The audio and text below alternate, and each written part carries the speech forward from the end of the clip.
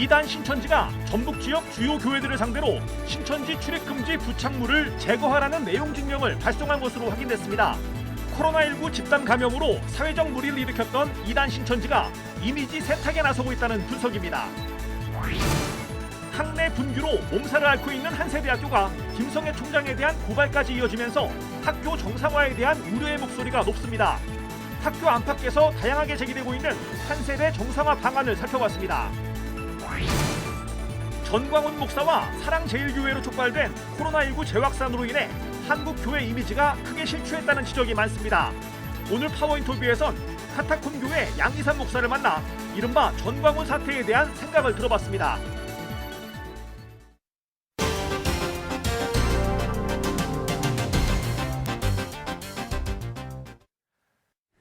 여러분 안녕하십니까? CBS 뉴스입니다. 코로나19 집단 감염으로 사회적 무리를 일으켰던 이단 신천지가 이미지 세탁에 나서고 있는 정황이 포착됐습니다. 신천지는 전북 지역 주요 교회들을 상대로 신천지에 대해 악의적인 이미지를 만드는 신천지 출입 금지 부착물을 제거하라는 내용 증명을 발송한 것으로 확인됐습니다. 송주열 기자의 보도입니다. 지난달 24일 군산 지역 주요 교회들 앞으로 신천지 출입 금지 부착물을 제거해달라는 내용 증명이 도착했습니다. 신천지는 교회 입구에 부착한 신천지 출입 금지 문구가 신천지에 대한 악의적인 이미지를 형성한다면서 부착물 제거를 주장했습니다. 내용 증명은 신천지 예수교회 군산교회, 즉 신천지 도마지파 군산지부 명의로 발송됐습니다.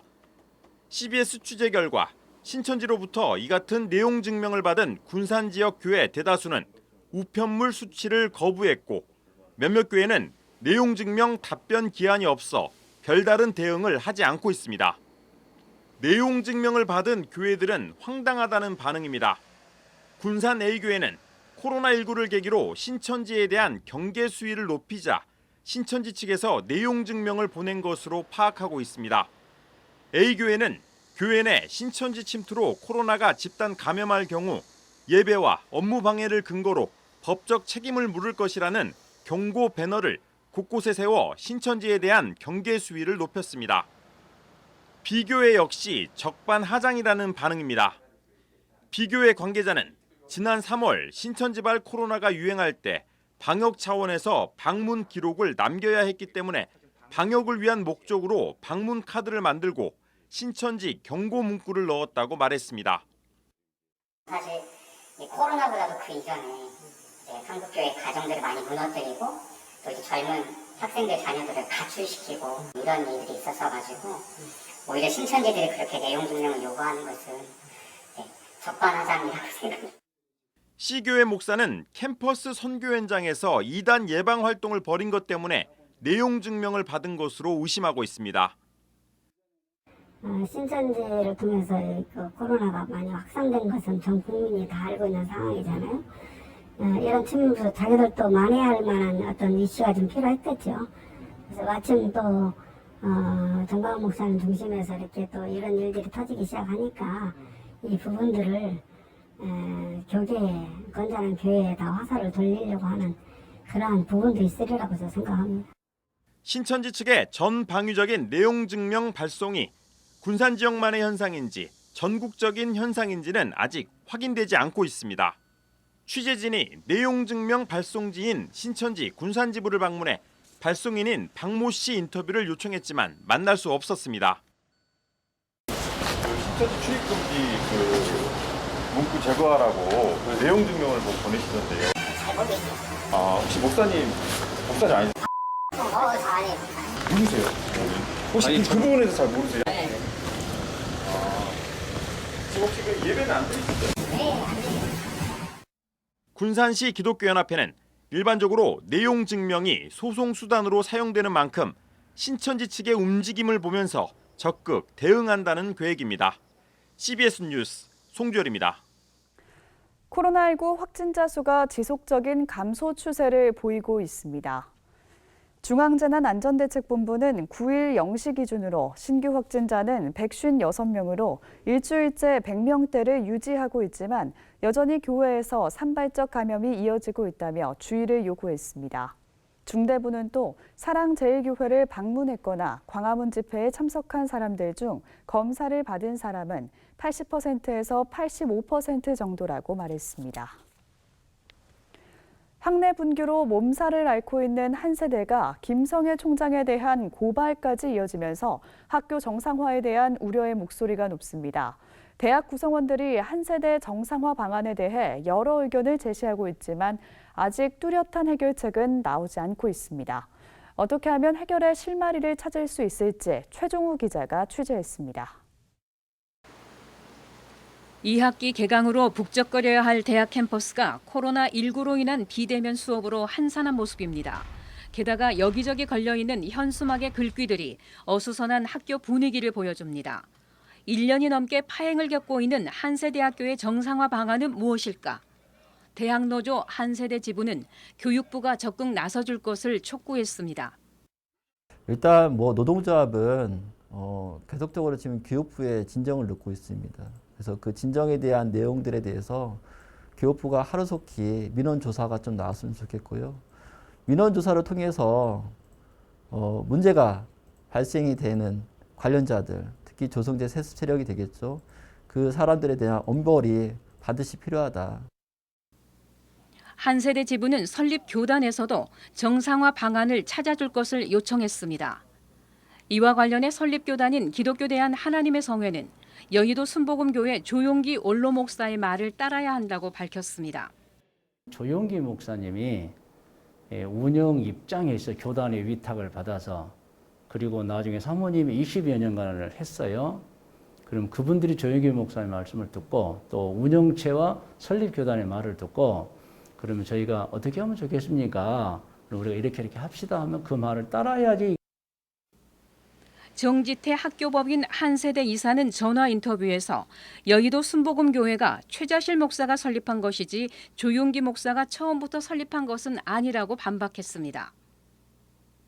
정지태 이사는 특히 김성애 총장이 회복 단계이기 때문에 일방적인 결론을 내리면 안 된다며 병이 걸렸다고 죽은 사람 취급하면 되겠느냐며 신경을 곤두세웠습니다.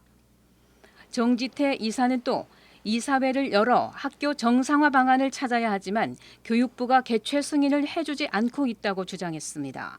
교육부는 이사장이 이사회 개최에 응하지 않고 있는 데다 나머지 5명의 이사들이 신청한 이사회 소집 승인을 진정권을 이유로 해주지 않고 있는 것으로 알려졌습니다.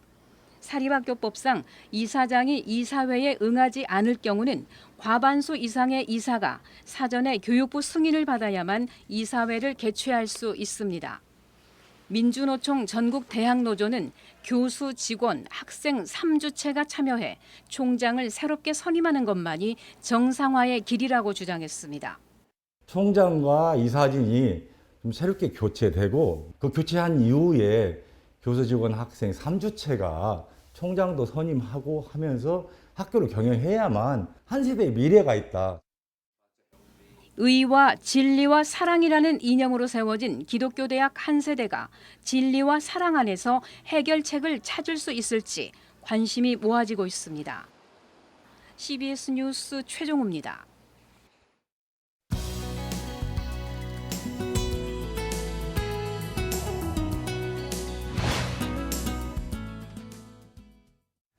전광훈 목사와 사랑제일교회로 촉발된 코로나19 재확산이 하루 100명대로 조금씩 잦아드는 양상입니다.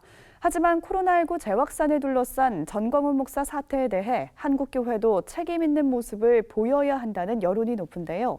파워인터뷰 오늘은 카타콤 교회 양희삼 목사를 만나 관련된 내용을 함께 이야기 나눠봤습니다. 고석표 기자입니다.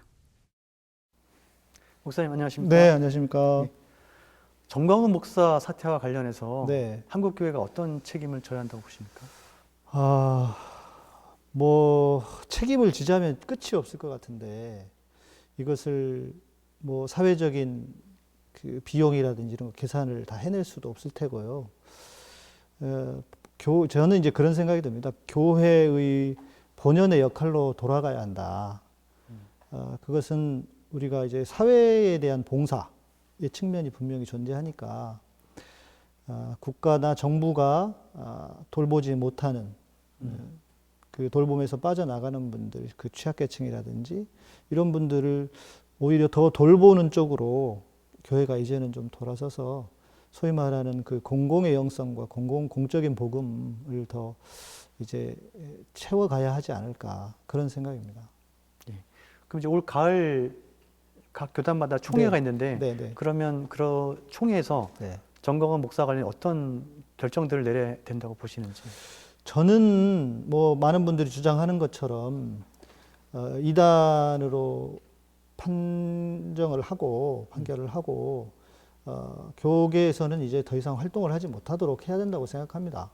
그러나 원칙적으로는 그 지금 정광훈 목사가 이 목사라고 하기에도 참 그런데 그 한국 교회를 저는 뭐 거의 파탄 지경에 만들었다고 생각하거든요. 그러니까 저희는 모르지만 외부에서는 정광훈 목사를 통해서 한국 교회를 봅니다. 그런 형국이 돼버렸기 때문에 네. 이제는 정말 어려운 상황으로 가게 될 거다. 그래서 빨리 이 상황을 우리 교계 어른들께서 수습을 하셔야 된다 저는 생각합니다. 예. 이렇게 이제 교회 이미지가 나빠지게 된 데는 네. 정광 목사 측에서 제기된 여러 가지 가짜 뉴스도 네, 크게 네, 이제 네. 적용했을 것 같은데 예. 이런 가짜 뉴스 중에 뭐가 좀 대표적인 게 있을까요? 이제 저는 지금도 계속 이해가 안 되는 게 뭐 독재 정권이니 아니면 곧 공산화가 된다. 문재인 대통령이 빨갱이여서 이제 공산화를 만들려고 하고 있고 연방제를 해서 김정은이한테 나라를 갖다 바친다. 네. 요 얘기를 뭐 그냥 믿고 있는 것 같아요. 그분들은. 근데 제가 이제 그런 생각이 들어요. 도대체 그분들이 주장하는 그 공산화가 언제 되는 거냐. 그냥 공산화 되는 걸 좀 봤으면 좋겠다 싶을 정도로. 예. 근데 모든 시작이 거기서부터거든요. 그 반공에서부터 시작되는데 그 잘못된 정보 그리고 확증 편향 이게 지금 여기까지 이르게 하지 않았나 싶어서 뭐 그게 제일 심각한 문제라고 봅니다. 이번에 개신교 10개 단체가 네. 같이 이제 성명을 발표했는데 네. 이제 그러면서 이제 비대면 예배를 촉구했잖아요. 네, 네. 근데 일부에서는 이제 비대면 예배가 네. 비성경적이다 이렇게 얘기하면서 네. 현장 예배를 강행해야 된다 이렇게 주장하고 있는데 어떻게 네. 보십니까? 그분들은 지금 교회 말 코로나가 제2차 확산이 되었고 분명히 그런 상황에서는 우리가 이웃을 사랑하기 위해서 그리고 예배를 드리지 말라는 게 아니고 잠시 대면 예배를 멈춰주시고 온라인으로 예배를 잠시만 드려달라는 거잖아요, 정부가. 네네. 근데 그것을 뭐 종교 탄압이니 뭐 이렇게 이야기하는 것은 너무 과한 주장이고 저는 오히려 예수님의 이웃 사랑의 가르침에도 반할 뿐만 아니라 어떻게 하다 보니까 정부가 종교를 탄압하는 게 아니고 지금 이 개신교 우리 교회가 국민들을 탄압하고 있는 게 아닌가 그런 생각이 오히려 들 정도입니다. 그리고 목사님께서는 이제 오랫동안 팟캐스트나 이제 비대면 예배를 통해서 네. 가난한 교인들, 네, 일명 네, 네. 가난한 교인들을 만나고 계신데 네. 코로나 이후에 네. 한국교회 현장 예배 어떻게 달라질 거라고 좀 예상하십니까? 일단 이제 저는 코로나가 터졌을 때만 해도 이게 많이 바뀔 거다.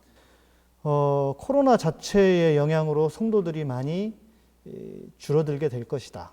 라고 생각을 했는데 거기에 이제 우리 전광훈 사태가 생기면서 이제는 한국 교회가 혐오의 대상이 될 수도 있다. 그래서 정말 많은 그 교회들이 어려워지고 많은 교회들이 성도들이 빠져나갈 거라고 생각합니다. 뭐 몇 대형 교회를 중심으로 한 그 교회들은 유지할 수 있지만 그 중간 지역에 있었던 곳들은 많이 무너지게 될 것 같고 또 한쪽 축에는 정말 주님의 복음을 주님을 사랑하고 복음의 진리를 갈망하는 분들이 이렇게 한 축을 또 만들어 가지 않을까 그렇게 예상을 합니다. 예. 오랫동안 이제 비대면 예배를 이제 쭉 진행해 오셨는데 네. 그러면 마지막으로 효율적으로 비대면 예배를 운영하기 위해서 진행하기 위해서 네. 어떤 것들이 좀 필요하다고 보시는지 실질적으로 말씀을 좀 해주십시오. 그 비대면이 되고 온라인화되면서 컨텐츠 중심으로 바뀐 것 같아요. 그런 건 좋은 점이네요. 예, 이제는 전에는 내가 다니는 교회의 목사님이었다면 이제는 성도들이 본인들이 어떤 그러니까 내가 들어야 할 설교가 무엇일까를 찾게 되는 것 같거든요. 예. 그러니까 본인들에게 도움이 되고 본인들이 그 정말 진리의 복음을 선포하고 제대로 가르쳐주는 목사님들을 찾게 된다는 거죠. 그래서 목사님들이 좀 이제 컨텐츠를, 그러니까 설교의 컨텐츠, 그러니까 그 설교 안에 진정한 복음이 있어야 하고, 그래서 그런 면에서는 컨텐츠 중심의 사역을 하는 게 좋겠다. 예, 그렇습니다. 네, 알겠습니다. 목사님 오늘 말씀 고맙습니다. 네, 감사합니다.